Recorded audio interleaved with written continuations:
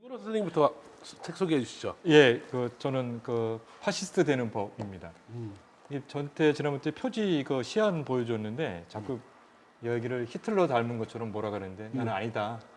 대표 닮았다라고. 아, 대표 닮았다. 네, 이런 책입니다. 아무리 세상이 좋아져도 할 말이 있고 안 할 말이 있는데 어떻게 파시스트 되는 법이라는 책을 가지고 얘기를 나누냐. 그래서 우리가 불행한 역사적인 경험도 있고 한데 하실 텐데 이건 굉장히 유머예요. 반어적인 책이어서 파시스트가 되는 법을 얘기하고 있는데 읽어보면 오늘날 우리뿐만 아니라 유럽과 같은 문명 국가에도 네오 파시스트들이 득세하고 있고 그들이 이런 전략을 펴고 있다. 이런 것을 사실은 이렇게 파편적으로 상식적으로 알고 있던 것을 종합해주고 있어요. 그래서 이 책은 사실은 제목은 파시스트 되는 법이지만 파시스트를 구별하는 법이다. 이런 게 있고요. 그리고 또 우리 안희곤 대표 입장에서는 굉장히 이 책이 번역서니까 네네. 좋은 게 부록이 나와 있어요. 파시스트 자가진단법. 이런 거는 편집자가 할 수가 없거든. 이 원서에 있으니까 실었는데 이거 사실은 이게 풀어보라고다가 해놓은 것 같은데 저는 안 풀어봤습니다. 아, 그렇구나. 너무 많이 해당될까 봐. 이거 파시스트 될 것 같아요. 읽어보시면 그냥 고개 주걱주걱 그리면서 또 이렇게 웃음도 나오면서 맞아. 하는데 단점은 이 책을 워낙 또 제가 말씀드리잖아요. 출판사 대표가 책 추천해주면 믿으면 안 돼요. 어마어마하게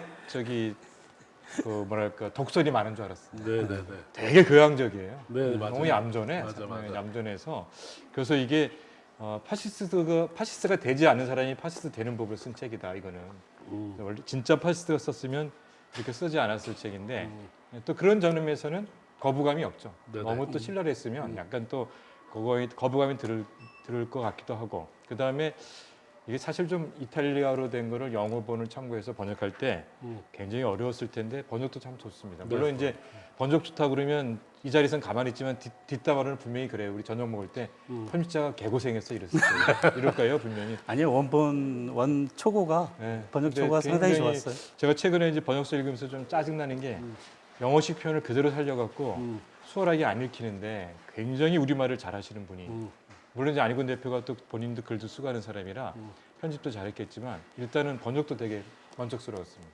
최근에 본 번역 중에 아주 수월하게 잘 읽히는 그런 네네네. 거여서 그래서 들고 다니시면서 나는 파시스트다라고 하시면서 속으로는 왜 그래? 네가 파시스트인지 아닌지를 감별할 거야 라고 말할 수 있는 책이다 이렇게 보시면 되겠습니다. 네. 근데 저도 이 책 되게 4월의 책에서 나온 책 중에서는 제일 빨리 읽은 책. 거의 화장실에 앉아서 단순간에 읽을 수 있는 네. 그런 책이었고. 그럼 이거 책 안 사도 되는 건가요? 아니죠. 그건 아닌가요? 사서 봐야지. 사서 봐야 더 빨리 읽히나? 그렇죠. 서서 보기에는 좀 시간이 걸리고 사서 보기엔 충분하다. 아하, 역시 또. 네, 그렇습니다. 근데 이게 그 파시스트 되는 법 해놓고서 이제 파시스트 얘기가 많이 나오지만 이면으로 민주주의를 신랄하게 까는 부분들이 있잖아요. 그렇죠. 네네. 사실 파시스트를 내세우기 위해서 민주주의 약점을 계속 건드리면서 얘기를 하는데 맞아.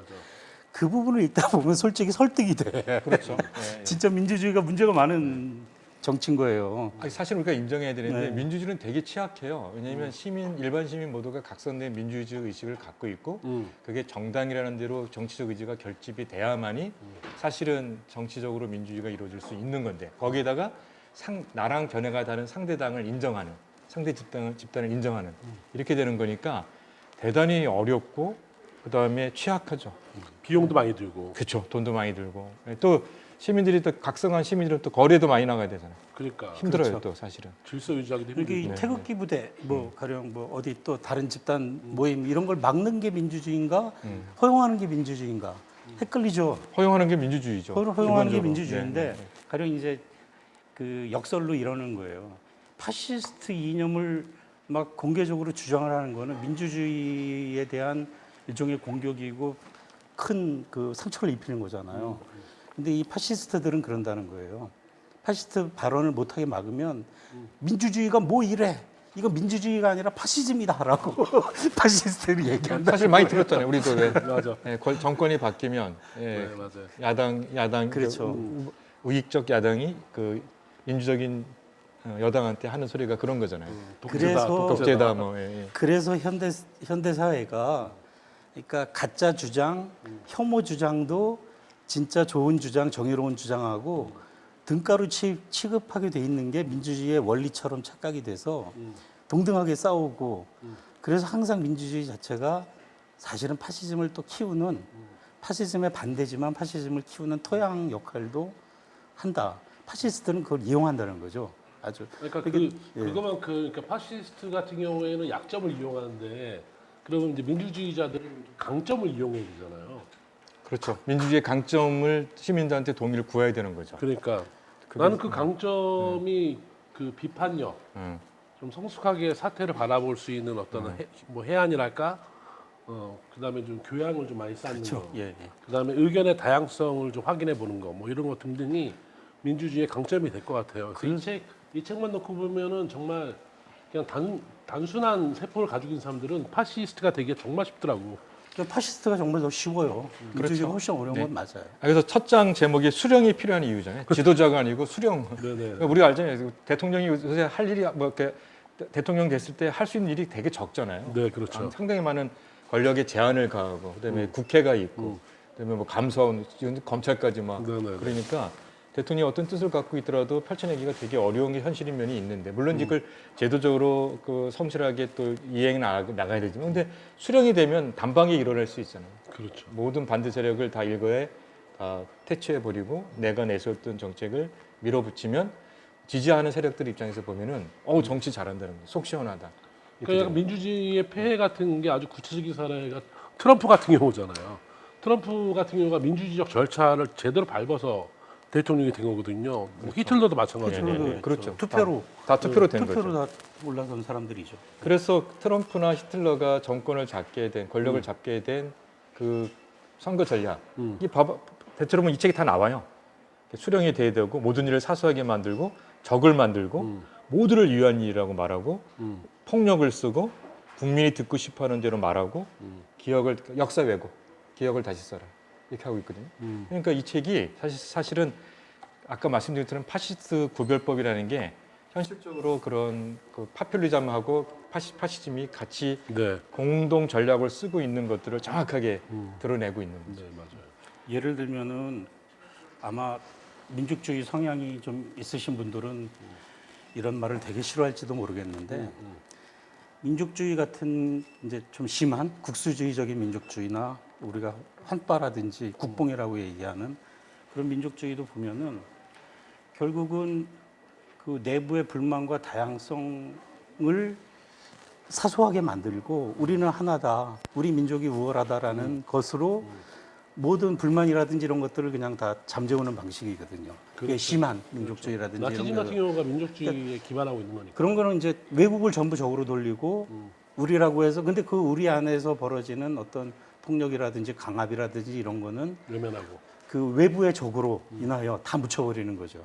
그건 어느 나라나 그렇잖아요. 자기네 내부 위기가 있으면은 꼭 외부의 적을 만들어서 그렇죠. 동원을 네. 하는 네, 방식에 미국이 뭐 이슬람을 뭐 이렇게 아무튼 그 극우들이 뭐 이슬람을 막 완전히 뭐 아주 적으로 만들고 하는 방식으로 9.11 사태 이후로 뭐 이런 일들이 이제 늘 파시스트한 방법이죠. 잘 팔려가지고 많은 분들이 파시스트의 실체를 좀 파악하고 취약한 민주주의를 벗어났으면 좋겠어요. 그 대표님은 그거 뒤에 테스트 해보셨어요? 간별법? 간벌법이 네. 원래 이게 이탈리아 상황에 맞게끔 돼 있어가지고 네네네. 이건 많이 고쳤어요, 진짜 우리 상황에 맞춰서. 네네. 근데 저는 이미 이거를 이제 만든 이쪽에 뭐 내가 혼자 만든 건 아니고 원서를 바꿔서 네네. 고쳤으니까 제가 풀어보는 건 의미가 없고 독자가 풀어봤는데 15가지가 초심자거나 관한 민주주의자라고 그러잖아요. 네네. 그래서 민주주의 말고 딴 게 없나라를 생각하는 게 관한 민주주의자인데 15 이하로 해당되기가 힘들다는 거야. 15를 넘어간다는 거야. 체크를 해보면. 그러니까 우리가 사실은 파시스트적인 기질이 없다고 생각해도 그렇죠. 네. 개별적인 사안을 마주칠 때 이거 여자들이 너무 시끄러운 거 아니야? 또는 뭐 막 일본은 막 욕해. 일본이 물론 잘못한 것도 많지만 뭐든지 일본이 나쁜 건 아니잖아요. 막 욕해. 이런 식의 사안으로 어떤 감정에 휩쓸려서 얘기를 하고 이러다 보면 상당히 가까워지는 거예요. 근데 이 문항 체크해 보면 의외로 난 이렇게 생각하는데 꽤 있어요. 제가 얼마나 솔직해요. 저는 어차피 파시스트가 될 것 같아서 안 풀어봤잖아요. 그 양반은 아닐 것 같아서 풀어보신 거잖아요. 겸손해야 될 사람이. 아니 내가 풀어봤어. 내가 풀어봤더니 어떻게 체킹을 했는데 솔직하게 네. 정말 몇 개가 나오는지 해봤어요. 6개가 나오더라고요. 이거 민주주의잖아요. 화난 민주주의자. 민주주의에 불만이 있는 네, 반한 민주. 파시스트로서의 가능성이 엿보이는. 사실은 더 열심히 하세요. 역사를 보게 되면 파시즘이 늘 다시 살아나잖아요. 그렇죠. 사실 지금 유럽이 그렇고. 유럽 그렇죠. 사실 우리가 뭐 코로나 때 그 유럽이 대응하는 걸 보면서 저게 과연 문명국이 맞냐 이런 맞죠. 회의감도 들지만 그 중에 하나가 이제 파시스트적인 극우 정당들이 굉장히 그 득세하고 있다는 거거든요. 그런 측면에서 우리 사회가 물론 이제 특히 우리 동북아시아, 특히 우리나라가 민주주의의 어떤 성지가 돼 있긴 하지만 그럼에도 민주주의라는 게 완벽한 게 아니고 시민의 어떤 각성된 의식이 만약에 어떤 그런 정치 세력에 의해서 선동당하면 얼마든지 그 취약성이 드러날 수밖에 없다. 그런 측면에서 다시 한번 이 책을 보셨으면 하는 그래서 바람입니다. 우리가 파시즘 그러면은 뭐 극우를 먼저 생각을 하는데 이 책이 재밌는 부분이 극우의 논리만이 아니다.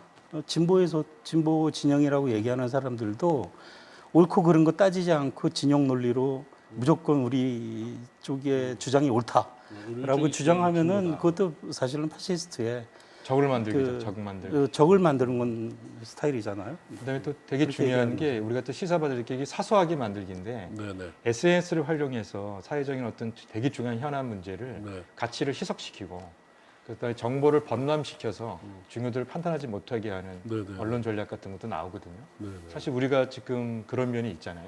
그렇죠. 너무 범람하죠. 네, 너무 정보가 범람하면서 중요한 문제를 잃어버리고 중요한 사안이 딱 나오면 거기에 동등한 가짜 주장이 막 나와서 막 싸우면 뭐가 뭔지 분명히 모르죠. 이게 중요한데 네. 이게 가치가 동등해지는 거예요. 제가 늘 이럴 때마다 하는 말인데 이게 장마철의 그 저기 폐수 버리기 전략이다. 아. 제가 하는 말인데. 오, 그거 좋은 말이에요. 네, 그런 지어낸 말 창작. 창작.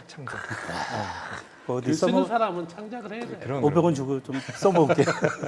그런 얘기도 잘 나와요. 네네. 최근에 어떤 백신 문제에 대한 걸 놓고 봐도 그렇죠. 그렇죠. 이게 왜냐하면 영국이 그 2,000명을 그 접종한 결과를 우리가 그러니까 두 개 서로 다른 백신을 2천만 명을 접종한 결과를 놓고 데이터를 분석하는 것이 객관적으로 공개되고 있는데도 네네. 엄청나게 많은 다른 얘기들이 그러니까 SNS를 통해서 이 SNS가 아니면은 불가능한데 엄청나게 많이 오면서 오히려 접종률을 좀 떨어뜨렸잖아요. 그 혈전 그것도 뭐 100만 명에 한두 명, 두세 명 그렇죠. 정도에 일단 한 명이라고 불과한데 봐야죠. 치명적인 것처럼 막 네, 확대되고.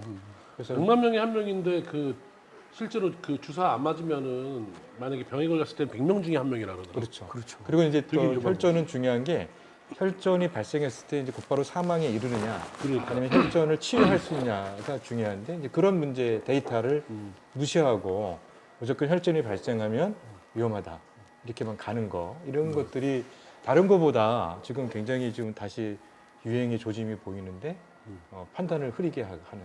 그래서 그런 이게 문제죠.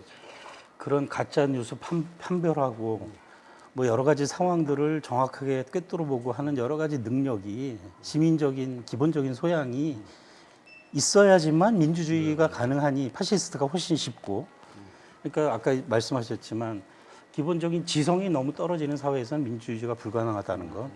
두 번째는 이게 경제적인 문제도 있는데 약간의 여유가 있어서 먹고 사는데 너무 매달리지 않고 문화적인 거라든지 여러 가지 생각을 할 정도의 여유는 있는 사회여야지 민주주의가 훨씬 가능하다. 물론 버마같이 미얀마같이 굉장히 못 사는 나라지만 이렇게 터져 나온 그런 나라들도 있죠, 물론. 근데 기본적으로 그러니까 민주주의가 훨씬 힘들다는 얘기예요. 그런 걸 갖춰야지만 가능하다는 얘기니까. 마지막으로 그 파시스타 되는 법에서 뭐 좀 괜찮은 문장 예. 하나 정도 소개해 주실래요? 네, 이거 좀 약간 그 반어적인 표현이니까 잘 들으셔야 또 오해하지 않을 수 있으신데 우리는 파시스트입니다라고 명시적으로 말하는 것만 조심스레 피한다면 민주주의 바보들은 우리를 단지 생각이 다른 상대로 믿고서 선거 전에 뛰어들어 표를 얻게 하고 심지어 권력까지 쥐도록 놓아둘 가능성이 아주 크다. 이렇게 얘기해놨습니다. 맞아요. 네. 이제 우리가 정말 정신 바짝 차려야 되는데 그리고 조금 한마디만 더 드린다면 아까 우리가 말했지만 모든 파시스트가 네. 혁명을 통해서 권력을 잡은 것보다는 정상적인 선거를 통해서 권력을 잡은 경우가 더 많습니다. 맞아요. 그럴 때 이 전략이 무엇을 뜻하는지 네. 그래서 시작은 연성 파시즘, 유사 파시즘이 파시즘의 시작인 경우가 흔하거든요. 네. 첫 번째 소개한 책은 파시스트가 되는 법이라는 책이고요. 아주 책도 얇고 번역도 잘 돼 있고 가격도 착하고 가격은 좀 비싼 거 아닙니까? 13,000원인데. 이것도 하드카바인데 아 그런가요? 깔끔한 책이니까 한번 구입하셔가지고 여러분 속에 있는 파시스트가 몇 명이나 있는지 몇 종류나 되는지 확인해 보시고 민주주의자로 성장하기 위해서 우리 뭘 해야 되는지도 한번 같이 고민하는 그러한 책이 되었으면 좋겠습니다.